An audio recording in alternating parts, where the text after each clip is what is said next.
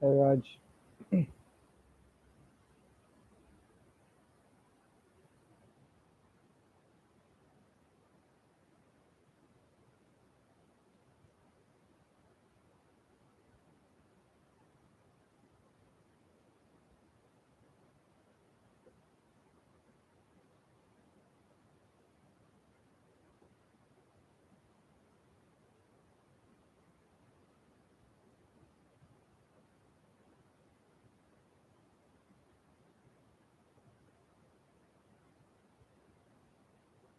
Hi, Jen. Finally got yourself an account, I see. Hi, Marv.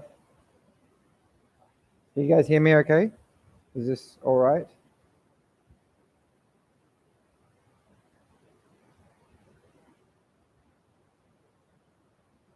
Hi, Atika.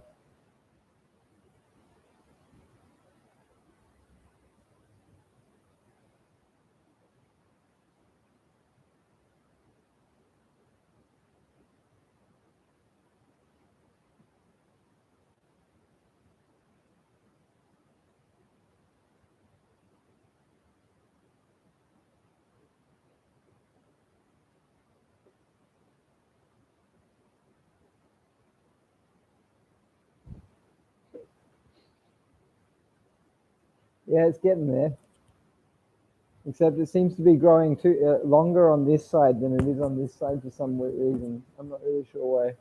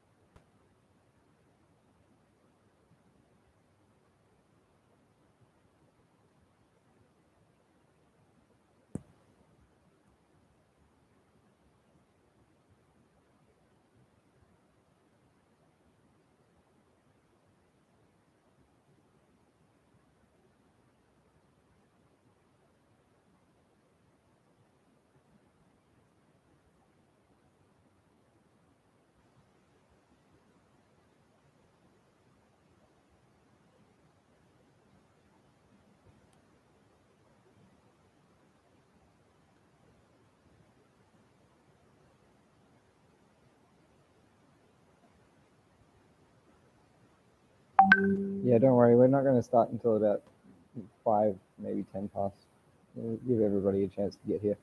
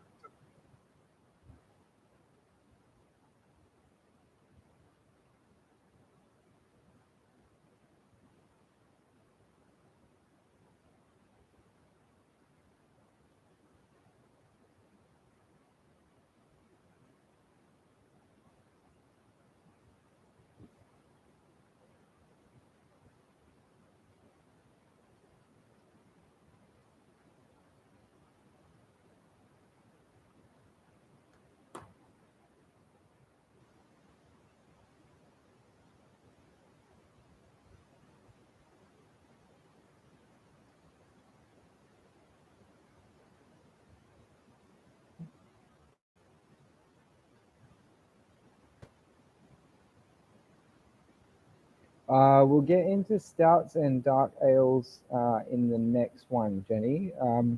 Basically, for this one, I followed the beer styles as they're listed in the Delirium menu. So we're covering the first 6, I think, and then followed by I'm going to do some lambics as well.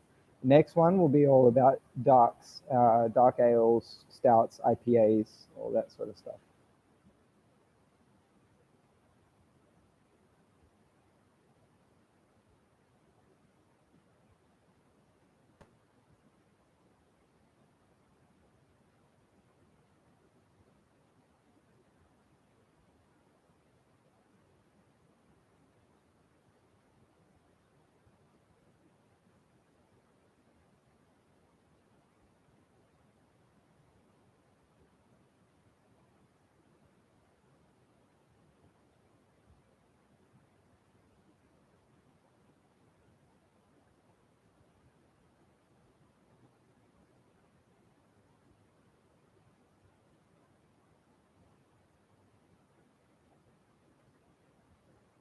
We'll just wait a couple more minutes, guys, and then we'll get started.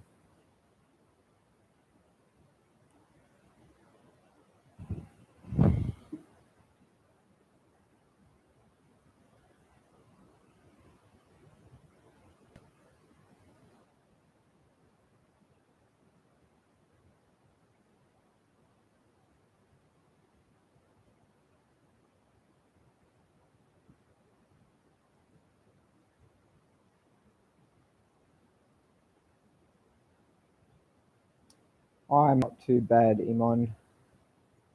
Coping, drinking too much coffee, not drinking enough beer.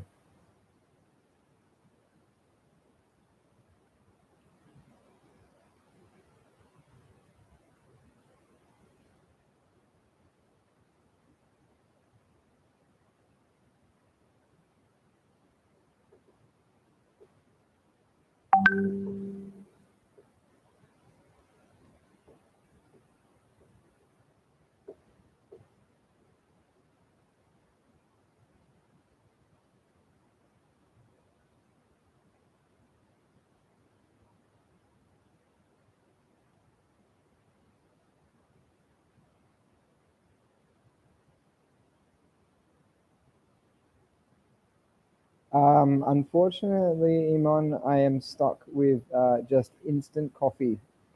I miss my espresso coffee like you wouldn't believe. Probably the reason why I'm drinking too much instant coffee because it's weak as crap.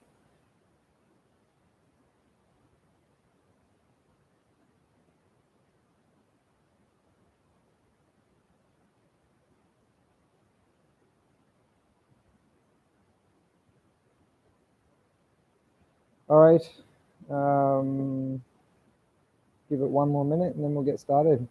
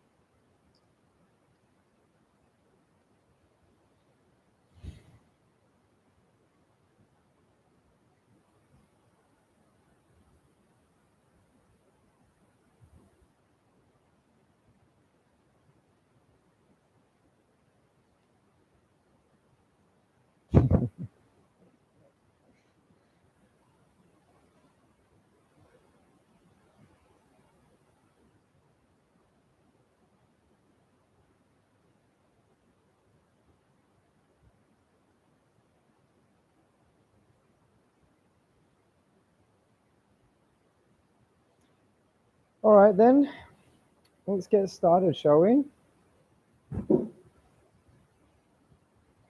Alrighty then, how's it going, guys? And welcome to live stream 2 for the Delirium Cafe and I should say by extension the by Acme Group beer training sessions. Today we are going to be going into a much greater detail of some different beer styles. And basically, the way I'm going to be doing this is I'm going to be following the beer styles as they are presented on the beer menu at Delirium. We're only going to be covering 6 or 7 different styles because I don't want to overwhelm you guys too much. As we are going to be going into a lot of depth about each individual one. Now, as before with the last live stream that I did, I will share a PDF with my notes for you guys to read, as well as some links for you guys to check out some interesting websites that you can get a lot of information, a lot of even more detailed information about the beers from. So without further ado, let's get started. Now, before I get into the beer styles themselves, there's a couple of abbreviations and like beer related lingo that we're going to need to go through as it's going to come up again and again as we start to get into the meat of today's session. Now, the first thing is that there is an app which I highly recommend that you guys download, and it's this one here. I don't know, it's probably going to come up. Yeah, it's coming up backwards. Okay, it's called BJ. I'll write it down in the comments. BJCP Beer Style Guide. Okay, so BJCP stands for the Beer Judge Certification Program, and it's basically like the reference book when it comes to beer. It's extremely detailed, and it is not the sort of thing that you're going to be able to open up and read from start to finish. It's far too detailed than that. But let's say, for example, Jenny, you asked me just before, what's the difference between a dark ale and a stout? You can actually bring it up on this app, and it will give you literally every single detail you could possibly imagine. It's got a couple of really good features to it as well. Like, for example, there's this little slider feature where you can actually slide to like the color of the beer. Let's say, for example, you've got a beer, you don't know what it is. You can find the ABV, the international bitter units, and the color of the beer, put it into the slider, hit search, and then it's going to actually come up with a list of different styles that beer could be. So very, very handy and definitely very much worth checking out. Okay, so a couple of different abbreviations that we're going to be discussing, that we're going to be mentioning today. The first one is SRM. Okay, SRM stands for Standard Reference Method, and that is basically a way of identifying the color of a beer by finding it on a chart which has been developed by the European Beer Convention. Okay, so the chart ranges from 0, which is clear like water, to 79, which is practically black. So you can imagine like an imperial stout or something like that. Okay, so now as beer doesn't really come clear, the range usually starts at about 3 or 4. Of course, I think there was a beer that was developed by Miller or maybe Budweiser, which was clear, but this was more of a gimmick thing, and it never really took off. It came around at around about the same time as Crystal Coke did. I think it was in the early 90s. More of a marketing campaign than anything useful. The other thing that you might hear me mention is called specific gravity. Now, specific gravity is a term which is really only of interest to brewers. As beer drinkers and as beer sellers, such as ourselves, those are on the front of house actually selling beer to customers, specific gravity doesn't really matter that much to you guys. But just so you know what it is, in a very general terms, it's basically the way that a brewer can tell what the viscosity and density of a beer is, and thus it will tell them how much alcohol the beer is going to have before it has been fermented. So it's an extremely complicated chemistry thing. So I'm going to try and avoid mentioning things like specific gravity as much as possible. But if you do hear it, then that's pretty much what it is. It's just a method that allows brewers to tell how strong in terms of alcohol a beer is going to be before it is brewed. Okay, so the next one is IBU. Now, IBU stands for International Bitter Units, and it refers to the quantity of the alpha acids that are in the beer. So for those of you that that may remember from the last stream, the alpha acid is the chemical component of the hop plant that makes beer bitter. Now, there are a few things, though, that you must take into account with the IBU scale, and that is mainly it is not a very accurate scale. Now, the reason for that is because a beer that has 20 IBU but a very light malt character, like, so let's say Heineken, for example, is going to taste like maybe just as bitter as a beer that has 60 IBU but with a very heavy malt character.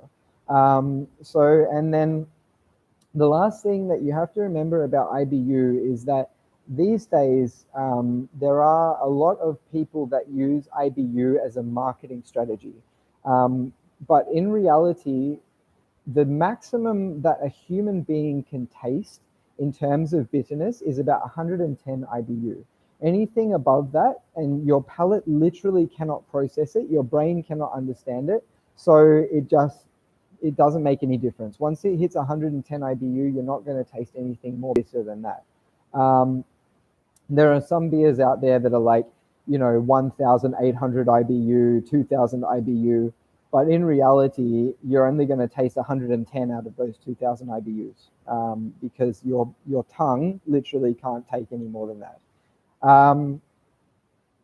So I have included a reference about IBU in my notes, which you guys will get at the end. The next one, which you guys are going to need to know, which I should hope you would know already, is ABV. ABV, of course, stands for alcohol by volume. So that pretty much means what the ABV refers to the percentage of alcohol in the entire bottle or keg of beer. So, for example, if the beer is 5% ABV and the bottle size is 330 mils, this means that there is 16.5 mils of 99.9% pure ethanol in that bottle. Okay. The last thing that you might that you might hear me talking about in this session is carbonation range. Okay, so carbonation range is essentially the grammage of CO2 in the beer. Now, not all brewers will make this sort of information public. So not every single beer style that I'm going to be mentioning in today's session will have the carbonation range in there. But if I've found the information there, I'm going to be giving it to you. Okay, so now we can move on to the next part, which is the actual beer styles themselves. Now, but just let me preface and clarify this before I get into it. I'm talking about typical flavor characteristics and typical examples of these styles. As with all beers, like, there are hundreds of different types of blonde ales. There's hundreds of different types of pale ales. And it always comes down to what the brewer wants to do that will define the specific flavor of that beer. But what we're going to be talking about today is the general characteristics of those styles and how to identify them. So, because, it's always going to start with the brewer saying, okay, I want to make a blonde ale. So this is the certain type of characteristic that it has to meet to be considered a blonde ale. So I hope you're all following along with me so far. All right, so let's get started. All right, blonde ales. Now, blonde ales are probably the most popular beer that we sell, definitely at Delirium. Delirium in KL, I should say. They are a very approachable style, and there is a very good reason for that, and that's because blonde ales were originally brewed in order to be as close to a lager in its taste and its body and its flavor profile as possible. And the reason for that was because the brewers were actually brewing blonde ales in order to try and entice lager drinkers over into the ale market. So typically what you're going to find with a blonde ale is that they're going to be very well balanced. They're never too malty, they're never too bitter, they're never too sweet, they're never too sour. They're just nice, balanced beers that you can't really go wrong with. And let's say for you guys, if you ever wanted to introduce one of your friends to a craft beer, best to start with a blonde ale, because that is essentially what the point of a blonde ale is. So to get into the specifics of the blonde ale style, its color will typically be light yellow to golden blonde. So on the SRM scale, that's from 3 to 6. Okay. Its smell, its aroma will be mild and malty. So don't expect anything too huge from a blonde ale. I mean, you're definitely going to pick up more of that sort of malty, sweet character on the nose than you will get hops or this like sort of like fruity aromatic note there. That's not to say that it won't be there, but you're definitely going to notice a malty note first, and it's not going to be something that really jumps out at you like an IPA. In terms of its taste on the palate, they're typically dry with a light to medium body and leading with a light malty sweetness. So you will get a bit of sweetness first, more than anything on the palate, and then it's going to follow through to a nice medium hop. The typical IBU of a blonde ale is about 15 to 28. And as I mentioned before, there may be a slight fruity note in there, but it's never going to be too pronounced or overpowering. In terms of the carbonation or the fizziness of a blonde ale, it's going to be between about 2.4 to 2.8 grams per liter. Now that may not sound like a lot, but remember that 1 gram of CO2 is more than you think. So if it is only like 2.4 to 2.8 grams, that's actually a pretty effervescent beer. We would say 2.4 to 2.8 is about medium to medium high. Okay, and then lastly, the ABV of a blonde ale is typically going to be between 3.8% ABV on the lighter side to 5.5 on the heavier side. Okay, so some examples of blonde ales that we serve at Delirium would be the Avobode, definitely the most popular one, St. Idasbald Blonde, Floref Blonde, and Petrus Blonde. Now, guys, don't get confused with the Petrus Sour. Remember that we haven't had it for a while, but there is a Petrus Blonde, which is, you know, your typical blonde style.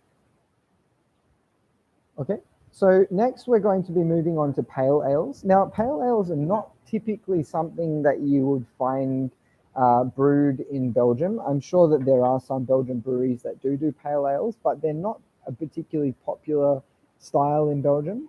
So most of the pale ales that you're probably going to find these days are from Australia or America. You know, like I guess we could call them New World beers. And also when we refer to pale ale these days, we're actually specifically referring to a type of pale ale called an American pale ale, because the traditional pale ale is actually known as the English bitter, right? But the English bitter is a style which is not particularly popular around the world, and it's also a very specific style because English bitter can only be served from a tap, like from a keg. You can't really can an English bitter. It just doesn't work very well. Whereas American pale ales tend to be more hop forward than the English pale ale, and they're using American aromatic hops like Citra, which is what gives it a very sort of citrusy, piney note. A really good example of a pale ale, which is pretty widely available This one is considered mass-produced, by the way, is not craft, is the Little Creatures Pale Ale from my neck of the woods, which is Perth in Western Australia. That is a fantastic pale ale, very easy drinking, and it definitely, in my opinion, I think it embodies what a typical pale ale, American pale ale style is. It's nice, it's light, it's refreshing, and it's got this beautiful sort of piney, resiny hop note to it.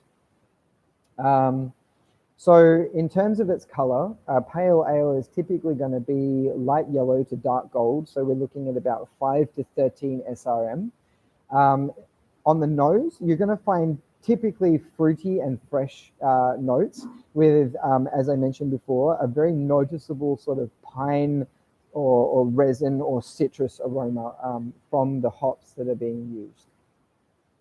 In terms of its taste, pale ales are always going to be bright and crisp. They're very refreshing beers, and they're great sort of like afternoon hot weather beers. Probably not really the sort of thing that you're going to drink like on a cold day, but definitely, you know, on those hot sunny afternoons, a pale ale is a fine choice. So in terms of its taste, like I said, they're bright and crisp, blah, blah, blah, blah, blah, sorry, bright and crisp, and they are again followed by that sort of piney twang from the hop. In terms of their IBU, they're usually about 30 to 50, so we could say like medium to medium high, and they have a carbonation range of about 2.4 to 2.8 grams per liter.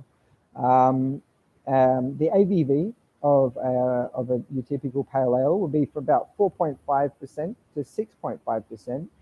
And some examples of pale ales that we have at Delirium would be the Hawker's Pale Ale, the Brewdog Vagabond, which is the Scottish gluten-free pale ale, and the Baird Wabi Sabi Pale Ale. How are you guys going so far? You're all following along okay? Give me a thumbs up if you're following along okay.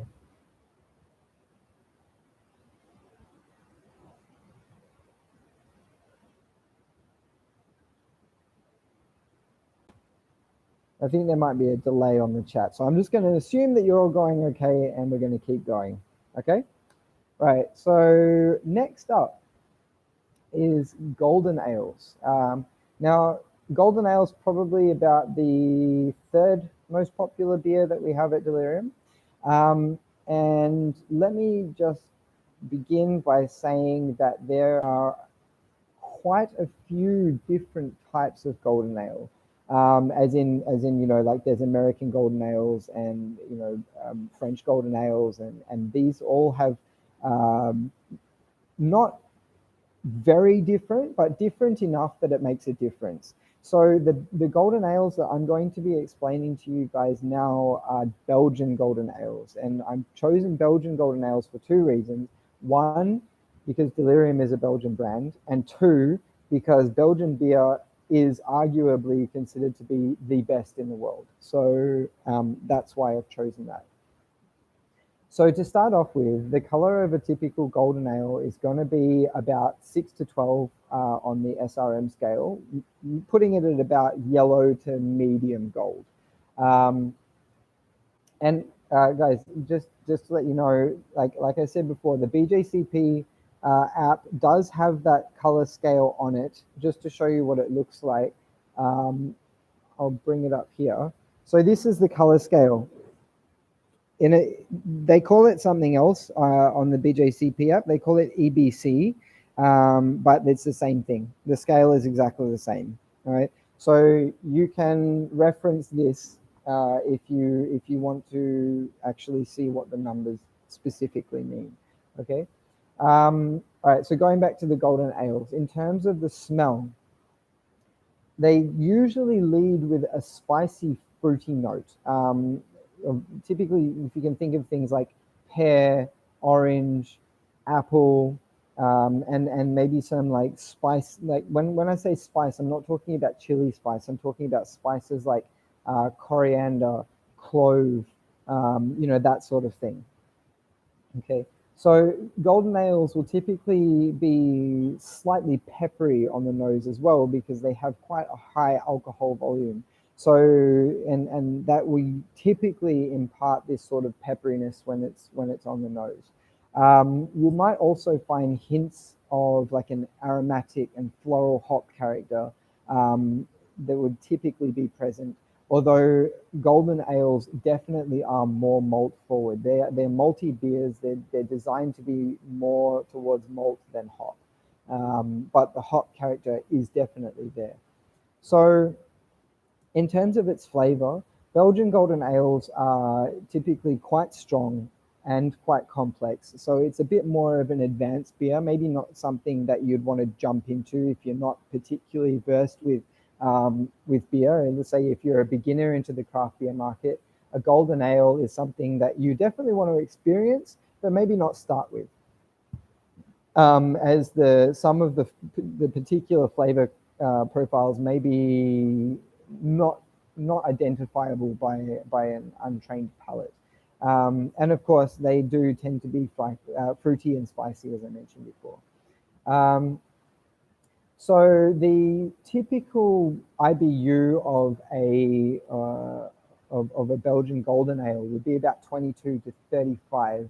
But bear in mind, as I said before, the IBU scale is not very accurate. And because of the fact that the golden ale is such a malt heavy beer, even though it has an IBU of 35, you might only taste an IBU of like 15 to 20 because there's so much of this sort of sweetness from the malt coming through there. And of course, lastly, the typical ABV of a golden ale is going to be about 7.5 to 10.5%. Some examples of golden ales that we serve at Delirium would be the Bière de Corsair, the Brigand, and of course the Hoppus. Which I would like to add, the Hoppus is definitely a beer worth trying. If you guys ever have a chance to try the Hoppus, please do. It's a fantastic beer. I think it's probably in my top 10 for sure.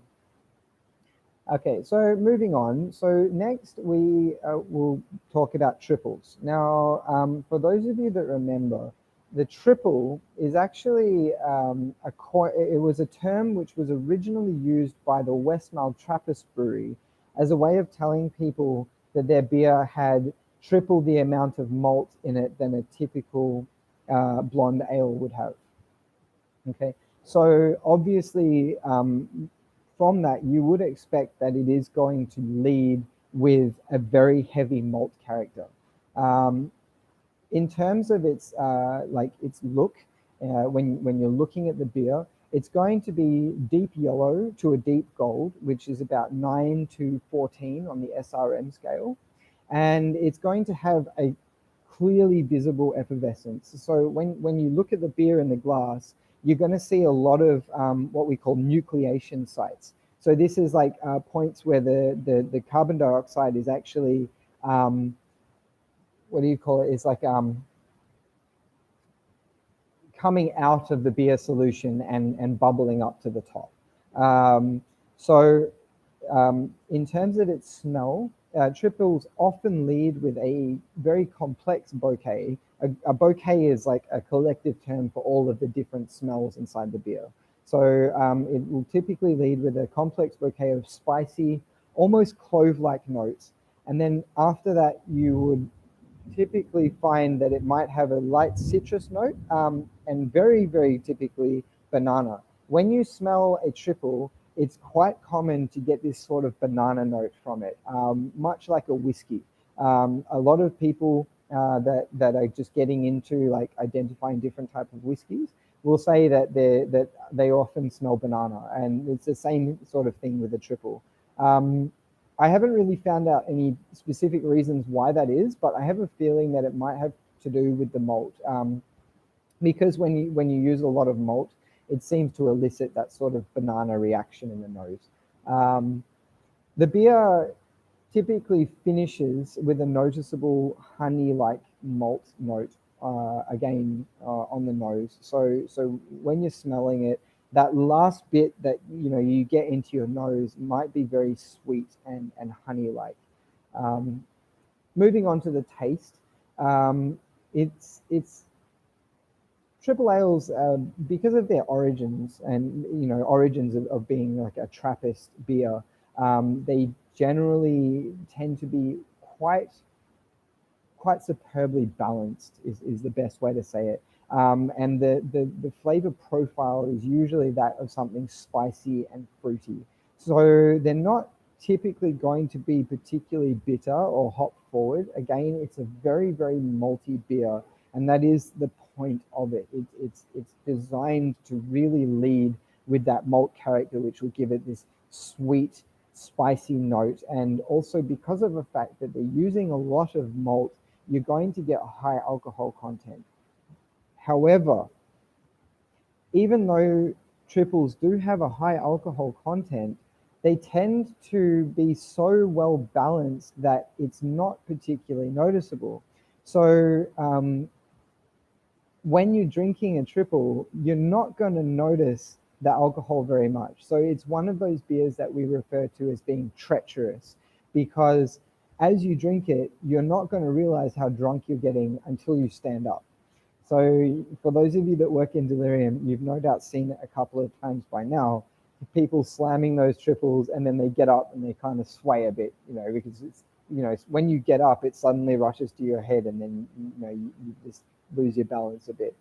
I can tell you from personal experience that's happened to me a few times. So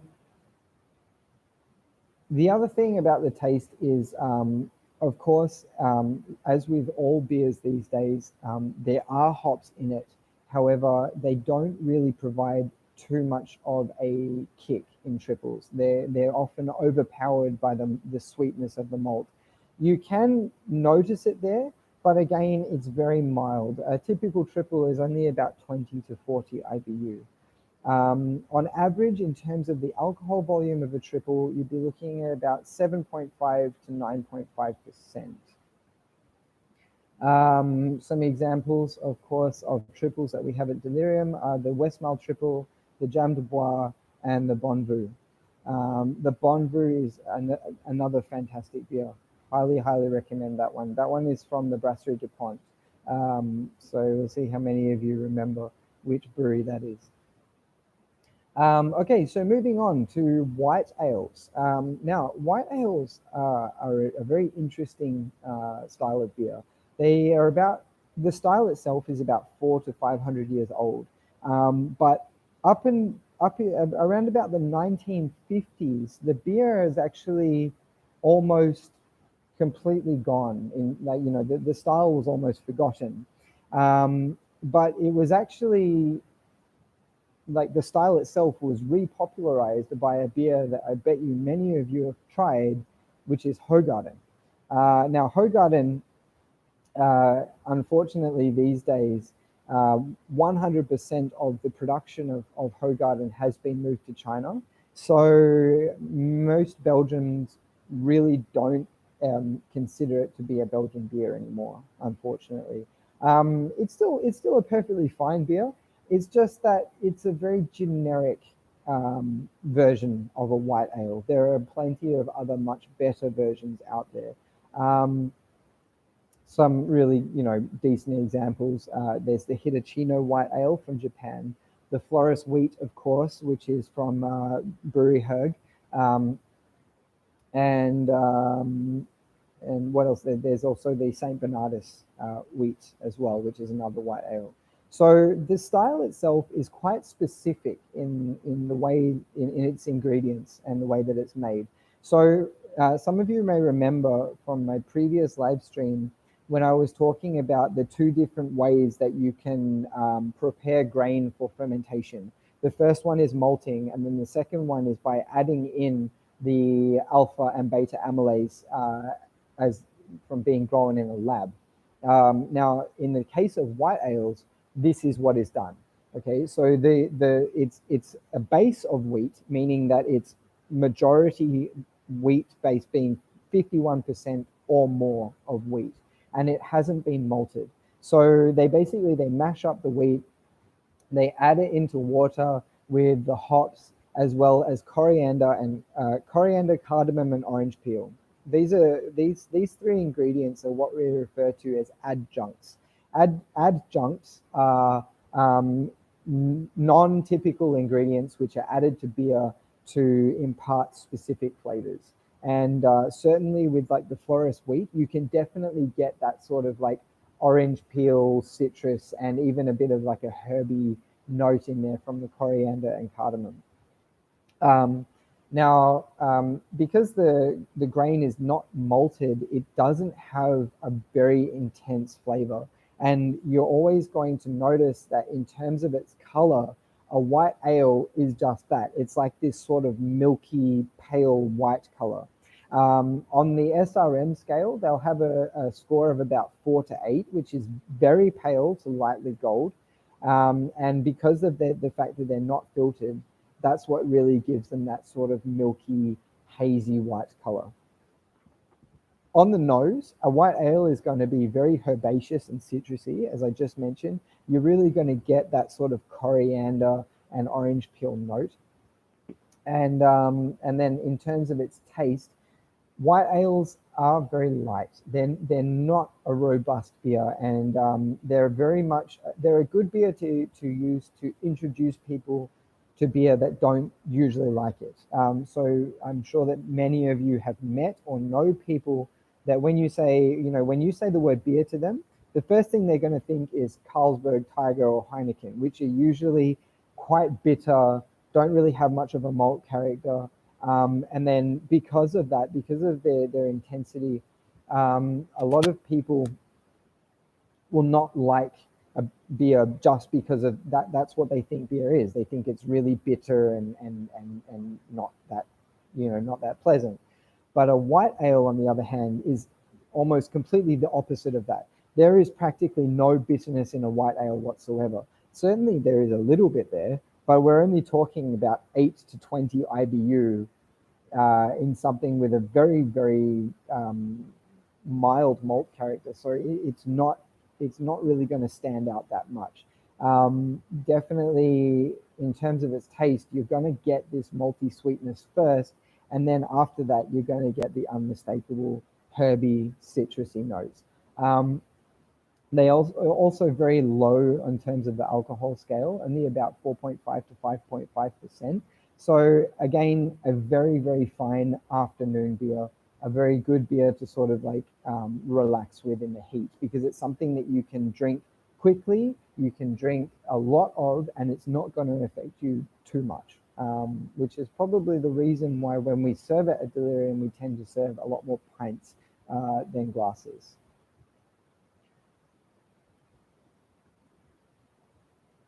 All right, so lastly, the one that I told you that I was really looking forward to telling you guys about, lambic ales. Now, lambic ales are really, really interesting. And the reason why is because lambics are a highly specialized and unique style of beer, which is exclusively, and I mean like exclusively brewed in the Seine Valley region of Belgium. Okay. Um, they are very dry and very sour, and they are most definitely not the sort of beer that you should recommend to somebody who has never had a sour beer before, because of the fact that they're so intense. Now, what makes them so intense is two things. One, they are a wheat-based beer. Unlike white beers, the wheat is malted, so you do get a malt character in the beer, but then they are actually fermented using wild yeast. So when I say wild yeast, if you guys remember from my last live stream, I said that yeast is literally everywhere. It's in the air that you breathe, it's on your face, it's in your beard, it's everywhere. You can't escape it.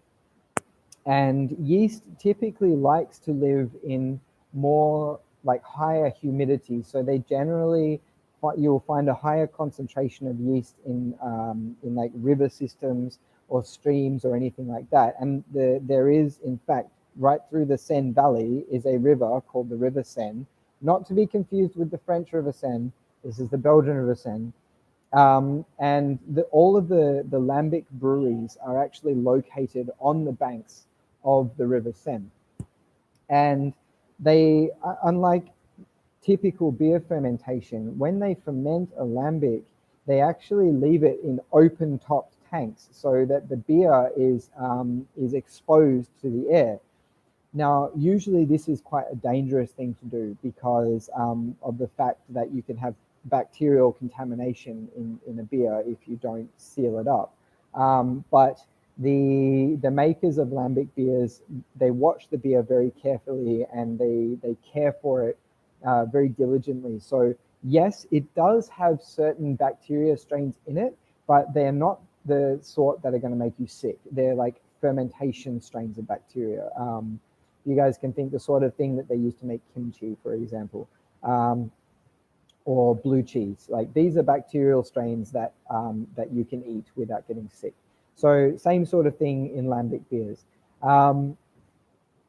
So now, in terms of like the way that the yeast interacts with the malt and the sugars within the beer, wild yeast is typically a lot more aggressive than Saccharomyces pastorianus and Cerevisiae, meaning that it will aggressively consume the sugars and will usually consume all of the available sugar within the beer. So that is really what makes lambics so dry and sour. The other thing about lambic ales is that they are aged.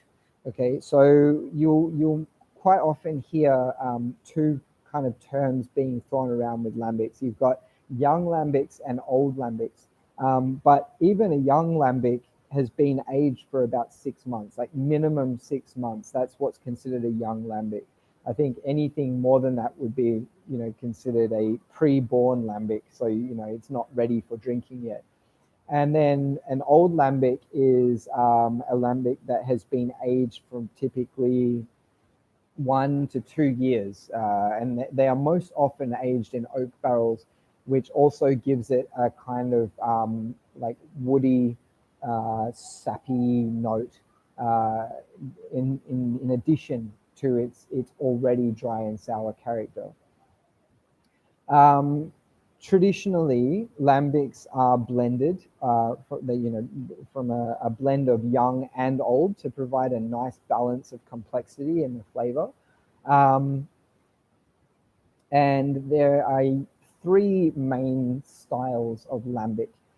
You've got your traditional lambics, traditional lambics, which are non-carbonated, meaning that there's no fizziness in there at all. Very dry, very sour, very, very complex, but not all that popular these days. Traditional, like ultra traditional lambics were more common, a couple hundred years ago. These days, lambics usually fall into 3 categories. The first one is Gueuze, which is spelled G-E-U-Z-E, Gueuze. The second would be a fruit lambic. And then the third one is what we refer to as a modern lambic. So a Gueuze lambic is I guess what we would call a traditional style these days. Certainly not. I mean, they are carbonated. They go through a couple more processes which really bring up the carbonation, so they're quite fizzy. But again, very dry and very sour, and they do lead typically with notes of citrus and apple. But a really unique thing about the lambic ales, because of the fact that they're spontaneously fermented with wild yeast strains, is that they will express some really unusual flavor characteristics as well, like really earthy flavors that we would refer to in tasting terms as funky tasting notes. So funky notes are things like cut grass, leather, and even horsehair. Yep, you heard me correctly, horsehair. That is a flavor which is actually desired in a Gers Lambic. I can tell you from what I've experienced, I haven't tasted too many lambics, but from what I've experienced, there is definitely that sort of element there. It's a very unusual thing to taste in a beer, but it's not gross. It's like, it's just different, and it makes you think. You kind of have to like go, what does that taste like? And then, and sometimes you land on horsehair. That's just kind of what it is. Now, fruit lambics, on the other hand, are lambics that have been infused with fruit during the aging process. A really good example of this is the St. Louis tradition Kriek. Kriek is a very common fruit to be infused into Belgian beers. Kriek is actually a Belgian type of sour cherry, and when you infuse a lambic with Kriek and cherries, it gives it a slight touch of sweetness. And when I say sweet, I mean ever so slightly sweet. It's still very sour and very dry, but it's got a bit more character to it. It's a bit more interesting. So you might find that the Kriek lambics are more popular than the traditional Gers lambics. And of course, lastly, you've got modern lambics. So modern lambics are lambics that have been mainly produced in the last 20 years or so, which have had non-fermentable sugars added post-aging to give it a sweetness that makes it more appealing to the mass market. I've told you guys this many times that tasting is all about practice. You should never ever say no to a taste, because the more you taste, the more your palate will get used to it, and the better you will become at identifying subtle flavors, not just in beer, but also in food and wine and spirits and just about everything. Um, so for young people, obviously, that haven't really had that much of a chance to explore craft beer and really like bring their palate up to a stage where they can handle the Gers, modern lambics were created to appeal to these sort of people. They're nicely balanced, sweet and sour, and they're definitely a much more easily approachable type of lambic than your traditional styles. So lambics will typically have an ABV of about 5 to 6.5%. So they're not too intense. But again, it's that sort of beer that's going to take you a while to drink. You're not just going to slam it down, because it's just so full on. It's like my first experience with a lambic was literally like taking a shot of lemon juice and drinking it. It was just like, what the hell was that? But as I drank it more and more, I kind of noticed those subtle flavors come out, and I can safely say that while it's not really a style that I would drink all the time, it's something that if you are having a nice fine meal, say something really rich, for example, like let's say maybe like a venison stew. For those of you that don't know what venison is, it's deer meat, so which is very rich and very bold in flavor. I think a Kriek lambic would go perfectly well with that. So yeah, that pretty much covers all the styles that I wanted to get through today. I hope that you guys have managed to follow along with me, and I also do hope that I haven't lost any of you along the way. Of course, if you have any questions, you can either shoot them off to me on the Delirium group, or you can say, for those of you that are in ABC, send them to Abdullah. Abdullah can forward them to me, and I'm more than happy to answer them for you guys. As always, I will send a PDF with my notes and some cool links for you guys to check out. And again, please do check out the BJCP beer style guide. It's definitely worth it, and it's a great thing to have on your phone to just get quick reference if you ever have any questions about a specific beer style. Okay, so yep, that does it for me today, guys. Until next time, have a good one.